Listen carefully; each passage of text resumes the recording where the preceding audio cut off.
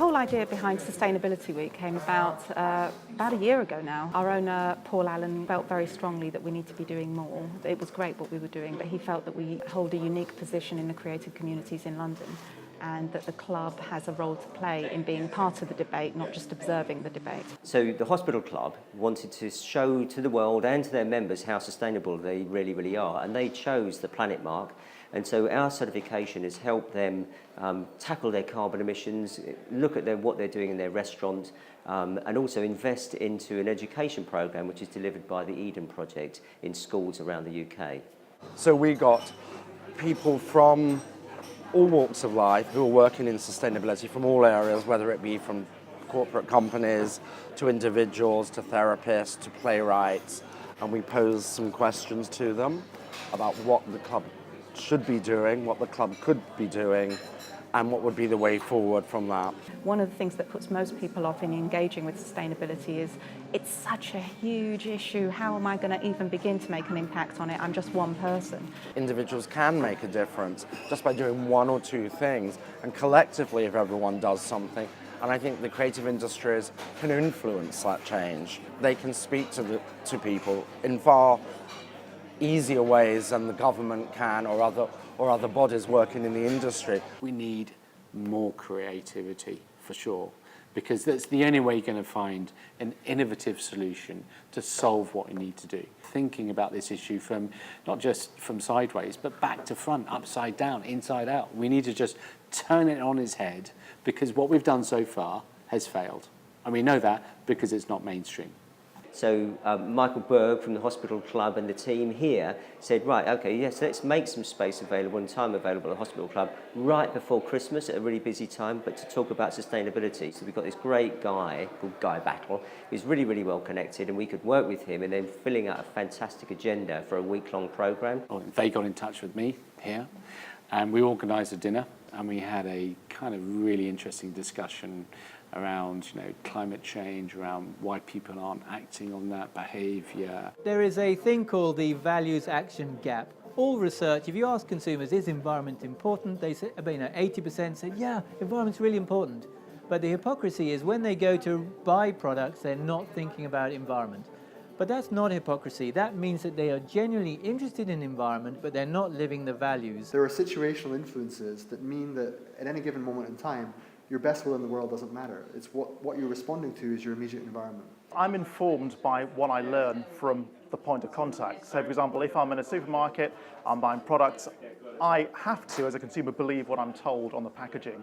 The idea that our power is limited to what we choose to consume or not consume is a major problem, and that actually reclaiming some agency in how we shape the society that we're part of and taking a role as a citizen, not just a consumer, is a really important part of that. Because we need to consume, we need to buy food, we need to buy petrol, we need to travel to places, we need to buy clothes. Now, how can I be better informed as a consumer? I don't know. The label might say where a piece of clothing is manufactured, but I don't know who made it. The issue that we have now is that production is thousands of miles away, and it's very easy for consumers, individuals, business owners to be blinkered to what's happening. And even the people who are on the sourcing teams can say, that's nothing to do with us, those factories over there, we didn't condone that. So, and I think that's the answer. It's closer collaboration, and it's reduced distances, reducing those barriers between the production and the sale of fashion being thousands of miles apart. So in the UK we have a really big issue with clothes going to landfill. Currently 10,000 items of clothing go to landfill every 5 minutes.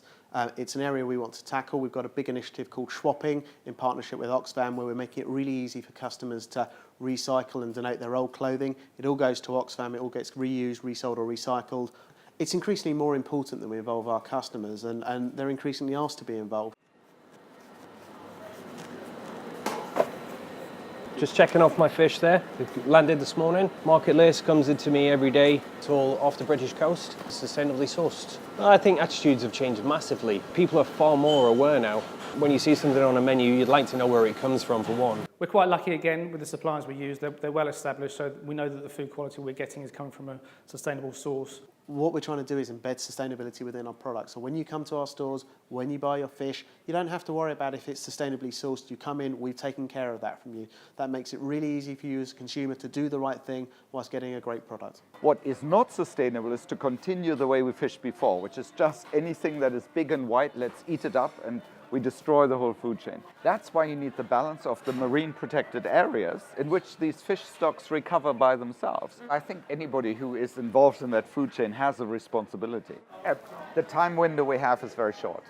If by 2020 we haven't figured some of these issues out, it'll be very difficult, because at that point the climate change issues start to affect the oceans even further. So we need to do it now. The individual can do it, because the individual is a consumer, is a citizen, is a political being. Pricing is a bit of an issue as well, because to keep that level of food, it's not cheap anymore, and I think it's well known that around the world prices of food have generally gone up. Price is a massive determinant, and it's a massive determinant as at the moment where household budgets are particularly under pressure. We can get the staff, not just the staff, but the guests as well, to sort of know the story behind the food. It all starts to make sense, because it's not just about growing it and rearing the animal. It's also about what we do with the waste product we, as a company, produce and put in the bin, and because it's all linked. I think there's a wide range of reasons why food gets thrown away. I mean, whether that's domestically in the home, whether that's in the manufacturing process, in retail. I don't think it's ever deliberate. When we're throwing away between 30 and 50% of the food we produce for human consumption, so that it never makes it to a human stomach, then I think we ought to be looking at that. Sustainability still seems to be a fringe issue. It's not in the mainstream. So how do we get into the mainstream? How do we ensure that all fashion designers are using materials that are ethical? How do we get media to engage with this and actually get involved in actually delivering ethical solutions and actually setting the agenda? This subject matter is historically really, really boring, because you always think that sustainability is about what piece of waste do I put in what bin.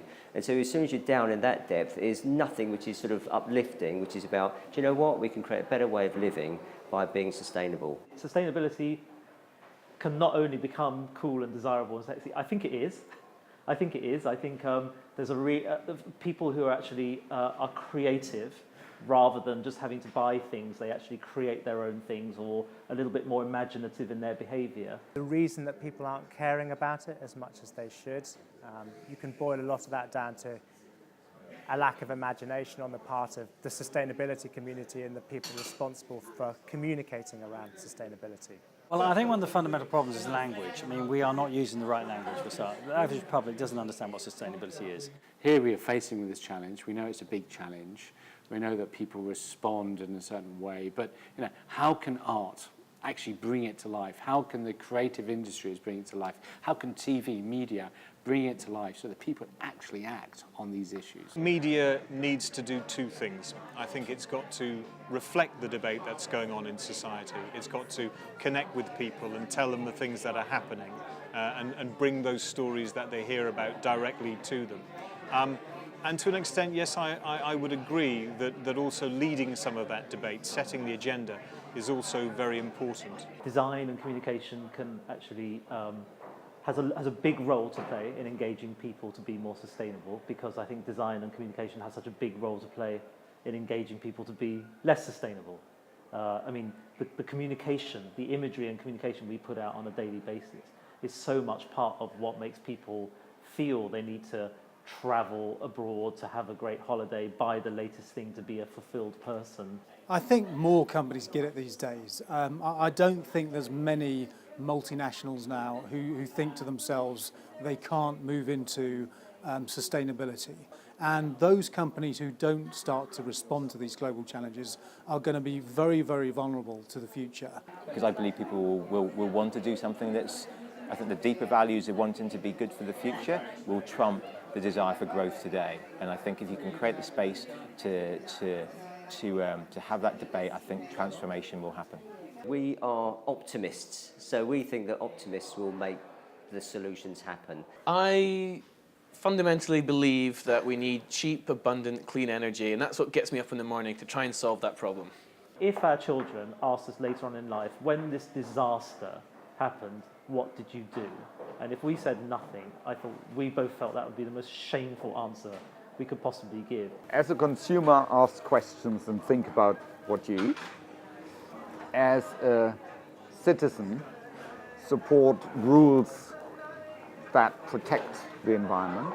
As a human being, just use your heart to engage with the world around you. That nature is you. We are not separate from it. We are all part of it. It's very clear to me that the artist, the designer, the creative has a fundamentally important part to play in distilling what's important within this principle of sustainability into something that moves people. And if you can latch onto someone's values, then they're more likely to act and change.